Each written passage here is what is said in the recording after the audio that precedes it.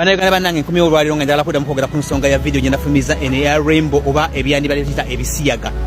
Omuntu yakoze ekintu ekyasinjanyiza ensonga n'engoye yakuli yabadde ayambadde kabadde nga kasoomoozo be tunaaba tusirise busirisi mbawule kana akantu kagenda kigenda kutusensera kituyingire mpaka na Uganda. Oli yajjenga mukyala nga ayagala kuwasa muwalawo nga te mukyala, oli yajjenga musajja nga ayagala kuwasa mutabani we. Bana abantu kye batandise okubanga bakola be tunabanga tusirise busirisi bajja kukola revolution nga ekyadi wano mu Germany nti edda bali tebakiza era abantu abaida bihasias baberanga babocha ne bayinenge gye bakola mu revolution ne babakiza kyolanga njagadde nyimire ku kizimbe kino nga njagala balaga nti ekyo yalibadde nga revolution ekibumbo ndoza mu kirabe ekyo bakola revolution government ne bakkiriza kati omusajja wano mu Germany asobola kuwasa musajja munne omukyala n'awasa mukyala munne ndoza mu kirengera njagadde balaga Ndishiriba kikizo kutuka kituka munsi yaffe titukiriza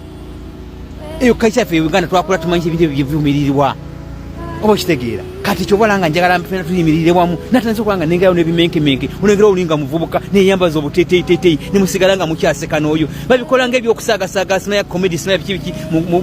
muguni mu TikTok nenga de minute bemunengera omutunga akole ebintu bifanagana ngebe timuseka busesi Ugandans let us stand together to against this nonsense. No lengero muvuka nga yekoza obukozi obuntu bw'ekikazi ayambadde obutete bw'ekikazi ne tusigala nga tuseka n'oyo ekyo n'abamu nga bakolanga ebyo bino bakola wano mu Germany ne babeera nga babakkiriza gavumenti ekivumirire abantu fe tugivumirire abaana tubagambe nti okuyingira ebisiyaga tekitegeeza nti ogenda kufuna empapa automatic bya bulimba abamu bajjayo ndwadde. Guys, let's stand together and stop this nonsense. That's not in our culture. Don't be dancing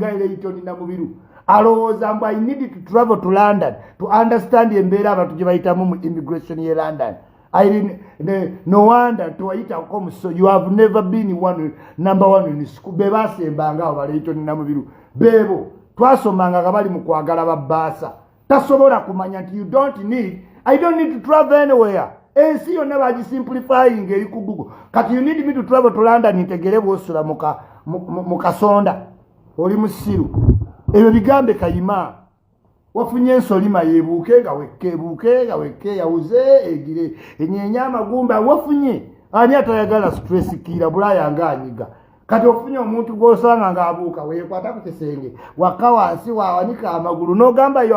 are not happy, you are happy. Buli muntu munsano nyayo muddu awulira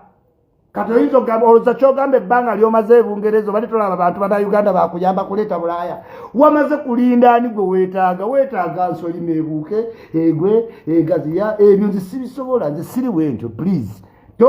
don't take mu argument yonna ojja kwekanga immigration yaweze ne Kayima bamusanzewo bamututte emikisa gifudde. Be in your bombo clat fucking alien tewepanka mbyotosobole mukyala ebisirani byammwe byava ku maama wammwe mwamuyisa bubi ne baganda bwe tewali alaba munne wanema kinde tewagenze wapadde mbu hoteli nodde ebungereza naye nga maama wo wali emakindi tewagenzeewo so munnange sigala kubikulondoola n'omwana wo mu Nigeria